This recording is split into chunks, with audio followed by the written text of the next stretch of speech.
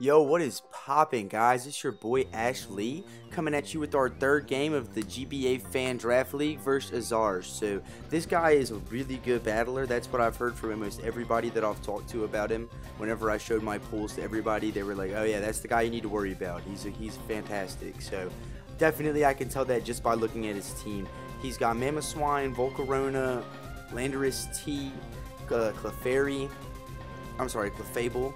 Hydreigon, Celesteela. I know he has Mega Lopunny and one other Pokemon who I can't remember. But let me tell you, when I was prepping for this team, my biggest concern was Mega Lopunny because it kind of gets coverage to tear through whatever it wants to on my team. It gets Ice Punch, it gets Thunder Punch. Ice Punch alone could probably take out four of the Pokemon I have here.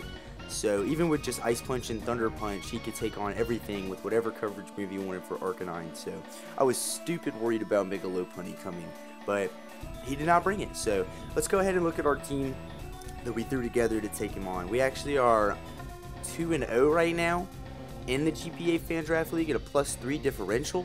So looking in a pretty good spot to move on to the next round if we continue to win and continue playing the way we've been playing. So first off, we've got Tapu Fini with Defog, Moonblast, Scald, and Reflect with Light Clay. As I said, I was very worried about Mega Lopunny, so I really needed a good answer to that. And I felt like getting that Reflect up would be nice, because if it wasn't carrying Thunder Punch, then there wasn't really a whole lot it could do to Tapu Fini. So I figured that would be a good bring. But Light Screen wouldn't have been bad either, looking at some of his mons like Volcarona as well as Hydreigon. But let's go ahead and look at Thundurus Therian. This is going to be a Life Orb set with Thunderbolt, Psychic, Hidden Power, Ground, and Agility. Again, I brought Psychic because of Mega Lopunny. So this particular set doesn't really have a whole lot to do against Landorus or Clefable or Hydreigon. It actually is almost completely walled by Hydreigon. But again, I was so sure that Mega Lopunny was going to come because of how well it matched up against my team that I felt like I had to bring a move for it, and bringing Hidden Power Ice would have kind of left me SOL against things like Mamoswine or what's it called, Volcarona. So I really felt like I needed to bring the set that I did, but we'll see how it plays out. We have Dragonite, which is Dragonium Z, Outrage, Extreme Speed, Dragon Dance, and Ice Punch. This set is your standard pretty much sweeping set. It does kind of get walled by Celesteela, but it takes everything else on pretty well. So I just kind of planned on not having Celesteela around. I've got good answers to Celesteela. Tornadus T and Arcanine can both kind of do good against Celesteela. So main goal for me in order to set up a Dragonite sweep is just to clear out that Celesteela. That's my #1 priority. So next we have our Mega Sableye. This is going to have Will-O-Wisp, Recover, Foul Play, and Seismic Toss. I brought Will-O-Wisp obviously because mons like Mamoswine and Landorus T and Mega Lopunny don't appreciate getting burned. And Recover obviously for health, Foul Play in case anything tries to set up, even though his Mega Lopunny is not really too heavily affected by Foul Play. I still felt like it was a better bring than let's say Knockoff, because I was more working on the switches. I was trying to force switches with Sableye. Anyway, let's look ahead at our boy Dugtrio. Now, I actually don't have my set for Dugtrio because Showdown is the greatest program on earth and it always saves your teams when you save them. But I do know it was a trapping set. That's what I bring Dugtrio for, is to trap. So I know it had Earthquake and it also had Stone Edge for... I actually don't know if I brought Earthquake because he doesn't really have anything on his team that he gets hit that hard by Earthquake except for Mamoswine and Volcarona, and I felt like Stone Edge would be better for Volcarona to just automatically knock it out.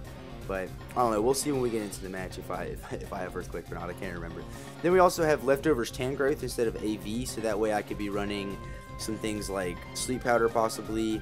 As I said, I can't remember my movesets all gone. All I see is that it had Leftovers. So anyway, without further ado, we'll just go ahead and jump into this match and get a look and see what's been going on. So he is going to lead his Mamoswine leading me to believe that it is going to be Rock's Mamoswine.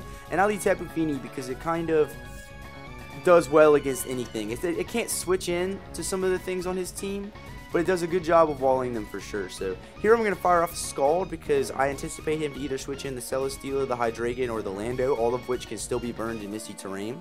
So it seemed like a no drawback play. Here I'm going to switch into my Tangrowth, as he's just going to go for the Stone Edge. I did that in case he went for something like Leech Seed, so that I just eat that up. But as you see, it eats that up as well. But the Fire Blast comes out and absolutely takes a huge chunk away from me. I'm going to go for the knockoff and knockoff his Wakam Berry, which is a little bit unfortunate, seeing as, you know, now I have to switch out my Tangrowth because the damage wasn't really anything special or, you know, nothing of that nature. So Arcanine is a pretty safe stitch in here, safe switch in. He has said he has Stone Edge, but he has no reason to go for Stone Edge against the Tangrowth, seeing how little damage it did. And this is going to force him to switch. So here he goes into the Hydreigon.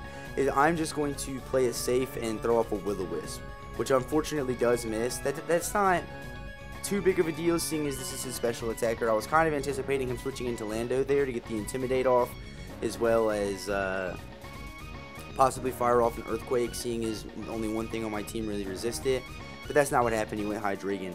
As he fires off the Dark Pulse, I switch into Tapu Fini because Tapu Fini pretty much walls this Hydreigon if it's Scarf, which most Hydreigons are. And the fact that he switches out there leads me to believe that he is Scarf.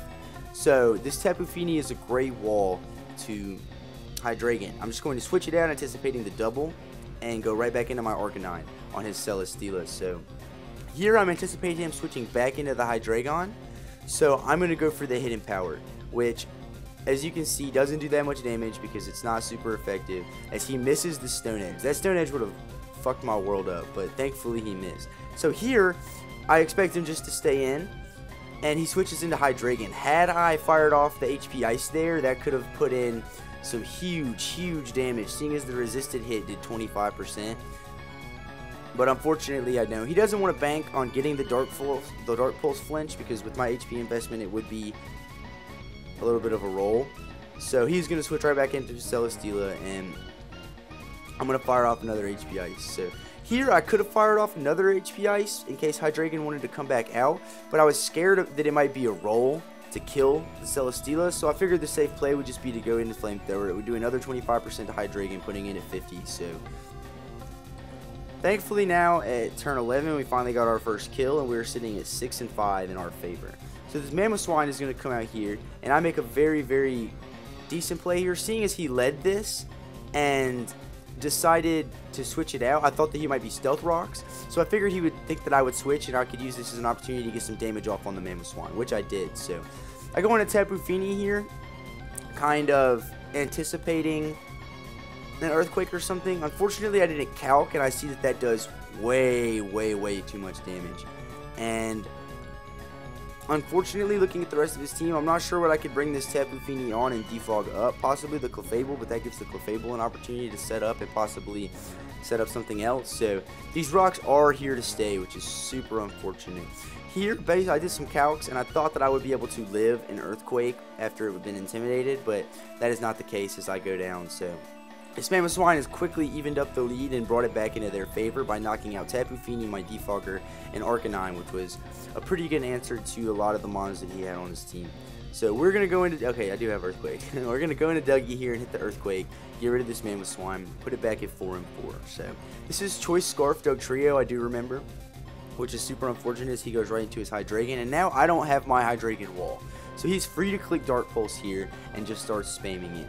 I send in Send Noodles to try and eat up a hit, but since I'm not a Soul Vest, it's just going to rip right through me and put me down 3-4. So this Hydreigon is definitely looking to be a huge problem, especially because we do not have our multi-scale. But we are going to go into our Dragonite anyway and attempt to live a Dark Pulse here. So he goes for the Dark Pulse and gets the crit and knocks us out, which is super unfortunate because he was locked into Dark Pulse. There's no way he could have switched up to a Dragon move and knocked us out. We could have definitely taken him out with an Outrage and done some good damage across the board. But unfortunately, that's not what happened. We do hit the Stone Edge on Hydreigon, but it does not do the damage that we need. And he is going to just clean knock us out with the Dark Pulse. So now our only way to win this game is to Agility up with Thunderous T, outspeed this Hydreigon. We do live, but we get flinched. So that's a GG to him. I wish I could have gotten the agility off, but I definitely couldn't have won the game. That Landorus T hasn't hit the field yet. It's at full health. I assume that it has any sort of move that could put good damage on me. I had the HP ground for